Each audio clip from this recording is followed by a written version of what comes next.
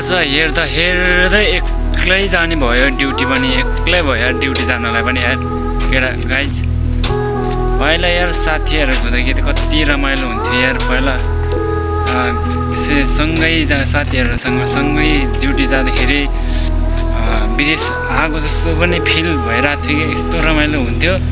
तर आज आएर चाहिँ एकदमै शून्य लागिरहेछ कि मलाई एकदम कि एक्लो महसुस भइरहेछ कि मलाई आज किनकि पहिला त यसरी होइन बिहान बिहान हामी 2-3 बजीतिर पुरै ग्रुप नै जान्थ्यौँ नि त ड्युटीमा अनि आजभोलि त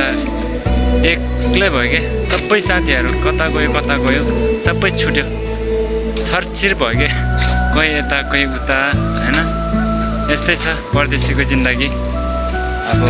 हुँदा हुँदा एक्लै भयो होइन ठिकै छ अब यस्तै त हो नि परदेशी जीवन भनेको यत्रोजना मान्छे यत्रोजना साथीहरू सबै छुट्यो आज आएर एक्लै भयो क्या